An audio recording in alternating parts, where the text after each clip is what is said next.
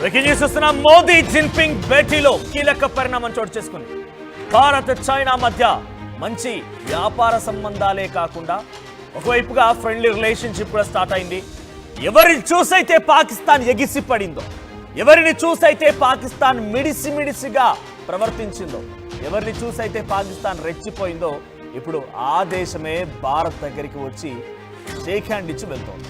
భారత్ నువ్వే నా మంచి మిత్రుడు అంటోంది. భారత్ చెప్పినటువంటి ప్రతి నిర్ణయానికి కట్టుబడి ఉంటామని చెప్పి చైనా చెప్తోంది. సో ప్రస్తుతానికి మనం చూస్తున్నాం, భారత ప్రధాని నరేంద్ర మోదీతో అటు చైనా ప్రధాని జిన్పింగ్ భేటీ అవ్వడం మనం చూస్తూ ఉన్నాం. సో చైనా అధ్యక్షుడు జిన్పింగ్తో భారత ప్రధాని నరేంద్ర మోదీ భేటీ అవుతున్నటువంటి ఆ విజువల్స్ మనం చూస్తున్నాం. నిజంగా ఇది ఒక అద్భుతమైన ఘట్టమని చెప్పాలి. చైనా భారత్ మధ్య కొన్ని రోజులుగా విభేదాలు కొనసాగుతున్నాయి. మరి ముఖ్యంగా అక్సాచిన్, ఎక్కడైతే జమ్మూ కాశ్మీర్లోని ఉన్నటువంటి ఒక భారత భూభాగంలో భాగమైనటువంటి ఒక ప్రాంతాన్ని భారత్ నుంచి ఎప్పుడైతే చైనా ఆక్రమించిందో, చైనా నుంచి కొంతమంది చొరబాటుదారులు భారత్లోకి ఎంట్రీ ఇస్తూ ఆర్మీ జవాన్లపై దాడి చేశారు. అప్పటి నుంచి రోజు రోజుకి యుద్ధం ముదురుతూ వెళ్తుంది. ఇదే క్రమంలో ఇటీవల కాలంలో ఆపరేషన్ సింధూర్, అంతకంటే ముందు పాకిస్తాన్ కూడా ఉగ్రవాద చర్యలకు పాల్పడి పహల్గాం ఉగ్రదాడి ఘటనలో పాల్పడిపోయిన తర్వాత ఆపరేషన్ సింధూర్ మొదలు పెడితే, ఆపరేషన్ సింధూర్లో మన వైపు నుంచి చాలా భీకరంగా దాడులు కొనసాగుతున్నటువంటి ఈ దరిమల అటు చైనా కూడా పాకిస్తాన్కి సహకరించి ఆయుధ సామాగ్రిని, మిసైల్స్ని, డ్రోన్స్ని అందించి భారత్పై దాడికి సహకరించింది. పాకిస్తాన్ ఒక రకంగా మిడిసిపడింది, పాకిస్తాన్ రెచ్చిపోయింది. పాకిస్తాన్ చైనా ఒకదింపుడు చర్యలతో కొంత మేమే చాలా గొప్పోళ్ళం, మా అంతటి వాళ్ళు లేనట్టుగా అహంకారపూరితంగా ప్రవర్తించి దాడి చేసే ప్రయత్నం కూడా చేసింది. కానీ ఏమైపోయింది?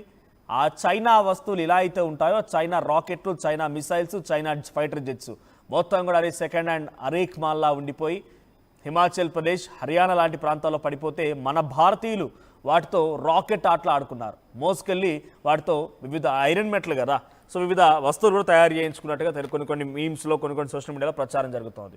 సో ఇప్పుడు చైనా ఏమైపోయిందనంటే భారత్కి మరింత దగ్గరైంది. పాకిస్తాన్ని చెంపపై చెల్లు అనిపించింది. ఒరే వరవా, నేను నీకు సపోర్ట్ చేస్తే నువ్వు వెళ్ళి మళ్ళీ అమెరికా అధ్యక్షుడు డొనాల్డ్ ట్రంప్ దగ్గర కాళ్ళ కాడ మోకరిల్లిపోతావా? అమెరికాకు నాకేదో విభేదాలు ఉన్నాయి, ఈ నేపథ్యంలో నేను కూడా కొన్ని దేశాలను చేరదీయాలి కదా, అమెరికా లాంటి అగ్రరాజ్యంతో పోటీ పడాలి కదా అని చెప్పి నువ్వు పిచ్చి కుక్కవని తెలిసినా, పాకిస్తాన్ ఓ పిచ్చి కుక్క అని తెలిసినా, పాకిస్తాన్ ఒక దుర్మార్గుడు, దుష్టుడు, నయవంచకుడు అని తెలిసినా కూడా అరే పోనీలే, ఈ కుక్క నా దగ్గర ఉంటుంది కదా, నాకు కాపలాగా ఉంటుంది కదా అని చెప్పి పెంచి పోషించుకుందాం అనుకున్నాను. కానీ నువ్వు వెళ్ళిపోయి మళ్ళీ ట్రంప్ దగ్గర సహవాసాలు చేస్తున్నావు, ట్రంప్ దగ్గర నీ ఆటలాడుతున్నావు అని చెప్పి చైనా కూడా పాకిస్తాన్ని పక్కన పెట్టి భారత్తో దోస్తీ స్టార్ట్ చేసింది. టెర్రరిజం పైన పోరాటంలో మేము కూడా భారత్కి ఫుల్ సపోర్ట్ ఇస్తామంటోంది చైనా. ఆపరేషన్ సింధూర్ టైంలో ఇదే చైనా పాకిస్తాన్కి మద్దతుగా నిలబడింది, ఆ ఉగ్రవాద దేశానికి మద్దతుగా నిలబడింది. కానీ ఇప్పుడు ఆ ఉగ్రవాదులు ఎక్కడున్నా సరే ఏరి పారేద్దాం మోదీ, నేను నీకు సపోర్ట్ చేస్తానని చెప్పి జిన్పింగ్ అన్నాడంట. ఉగ్రవాద దేశంగా ఉన్నటువంటి ఆ దేశాలని అంతమొందిద్దామని చెప్తున్నారట. కానీ ట్రంప్ పాకిస్తాన్ దోస్తీతో పాక్ చైనా కటీఫ్ చెప్పింది.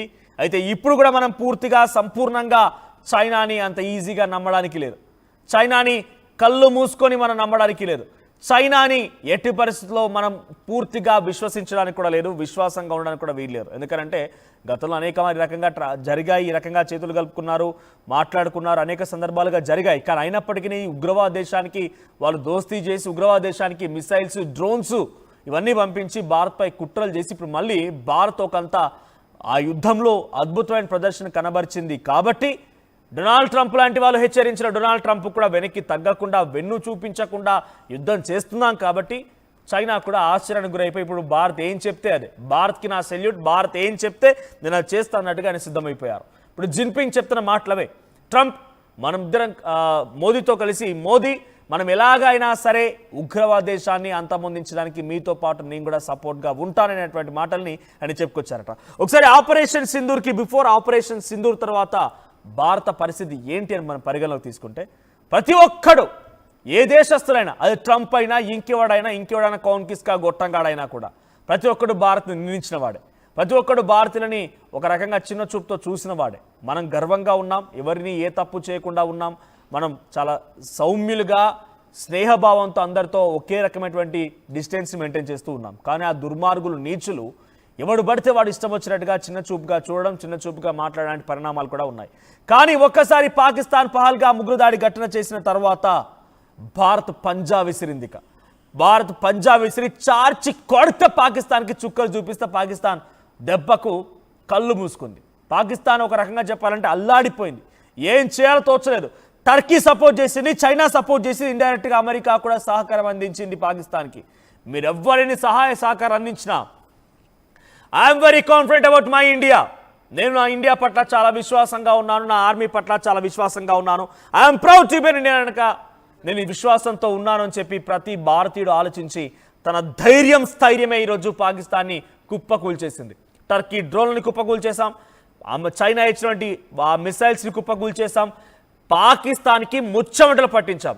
ఇప్పుడు ప్రస్తుతం భారతదేశ పరిస్థితి చూస్తే ఇక అద్భుతంగా భారత్ కూడా యుద్ధం చేయగలుగుతుందని చెప్పి మనకు లొంగిపోయిన వారు, మనల్ని గౌరవించేవారు, మనల్ని చూసి భయపడేవారు కొందరైతే మనల్ని ఏ రకంగా అయినా ఇప్పుడే కిల్ చేయాలి, లేకపోతే రానున్న రోజుల్లో ఏదో రకంగా మేకైపోతున్న రకంగా మారిపోయినటువంటి ఆ పరిస్థితుల్లో కొంతమంది దురాలోచనతో అమెరికా లాంటి దుష్టుడు డొనాల్డ్ ట్రంప్ లాంటి ఒక వ్యక్తి ఆలోచనతో మనపై కుట్రలు చేసేవారు కొందరు.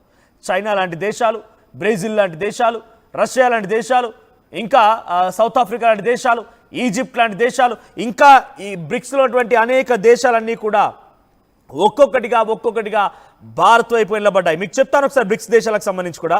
Brazil, Russia, India and China, south ఆఫ్రికాతో పాటుగా Egypt, Ethiopia, Iran, Saudi Arabia, UAE, ఈ దేశాలన్నీ కూడా సహకారం అందించాయి భారత్కి. నిజంగా భారత్ అద్భుతమైన ప్రదర్శన చేసిందని అందరూ కూడా సలాం కొట్టారు, ఆశ్చర్యపోయారు.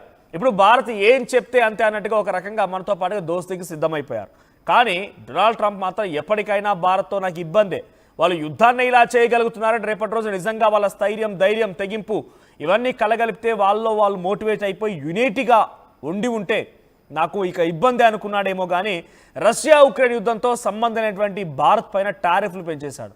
ఇప్పుడు టారిఫ్ పెంచడం వల్ల ఏమైపోయింది, వాళ్ళే ఆహారం లేక అలమటిస్తూ ఉన్నారు, తిండి లేక ఇబ్బందులు పడుతున్నారు. అమెరికా మొత్తం కూడా సంక్షోభం ఏర్పడింది. ఏ విషయంలో? ఇన్ఫ్లేషన్. చిన్న వస్తువులకు కూడా అధిక మొత్తంలో ధరలు పెట్టి కొనుగోలు చేయాల్సిన పరిస్థితి అమెరికా ప్రజల్లో ఏర్పడింది. ఇక దీనికి తోడు అమెరికాలోని ఫెడరల్ కోర్ట్ ఏం చెప్పింది, డొనాల్డ్ ట్రంప్ ఒక పిచ్చివాడిలా, మూర్ఖుడిలా దుర్మార్గపు చర్యలకు పాల్పడుతూ ఉన్నాడు. టారిఫ్ విధించేటువంటి అధికారం ఇంతటి స్థాయిలో ఆయనకు లేదు. ఆయన టారిఫ్లు విధించి పాకిస్తాన్కి సహాయ సహకారం అందిస్తూ అమెరికన్ ప్రజల్లో ఇబ్బందులకు గురి చేస్తున్నాడనేటువంటి పిచ్చి మాటలు ఆయన మాట్లాడుతున్నాడని చెప్పి ఏకంగా ఫెడరల్ కోర్టే తేల్చేసింది. అంటే అక్కడి న్యాయస్థానాలే డొనాల్డ్ ట్రంప్ యొక్క వ్యవహార శైలిని పెద్దగా పట్టించుకోవడం లేదు. ఆయన ఒక పిచ్చివాడు అంటూ సంబోధిస్తూ ఉన్నారు, ఆయన ఒక దుర్మార్గపు చర్య అంటూ కూడా మాట్లాడుకొస్తూ ఉన్నారు. ఇక అక్కడ అమెరికా ఆర్థికవేత్త రిచర్డ్ వోల్ఫ్ కూడా ఏం చెప్పాడు, ఆయన పిచ్చివాడ్లో వ్యవహరించి అమెరికాని మొత్తం సమస్యాత్మకమైనటువంటి ఒక ప్రాంతంగా చిత్రీకరిస్తున్నాడు, సమస్యల వలయంగా మారుస్తున్నాడని చెప్పి ఆయన కూడా చెప్పుకొచ్చాడు.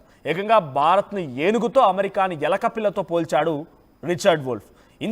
కంపారిజన్ ఇంకేముంటుంది? ఇంతకు మించినటువంటి ఒక గొప్ప గౌరవం, ఇంతకు మించినటువంటి ఒక స్థైర్యం, ధైర్యం ఇంకా ఏముంటుంది? సో భారతదేశం ఆపరేషన్ సింధూర్ తర్వాత భయపడిన వారు భయపడ్డారు, అట్ ది సేమ్ టైం మనపై కుట్రలు చేయాలి, కుతంత్రాలు చేయాలని రకంగా చేసిన వారందరూ కూడా ఇప్పుడు ఒక్కొక్కరుగా నటన మునిగిపోతున్నారు. ఇప్పుడు అన్నింటికీ ఒకే ఒక్క పాయింట్, పాకిస్తాన్కి సహకరించే దేశాలు మొత్తం కూడా ఇప్పుడు పాపం పండింది. ట్రంప్ ఏమైపోయింది, పాకిస్తాన్ సహకరించాలనుకున్నాడు, ఏమైపోయింది? పాకిస్తాన్ వెంట ఉండాలనుకున్నాడు. పాకిస్తాన్ ఆసిమ్ మునీర్ గాడితో, షహబాజ్ షరీఫ్తో షేఖాన్ని కలిపాడు. ఆసిమ్ మునీర్ లాంటి ఒక దుర్మార్గుడితో, పాక్ ఆర్మీ చీఫ్తో ఏకంగా దోస్తానీ చేసి ప్రైవేట్ లంచ్లు, ప్రైవేట్ మీటింగులు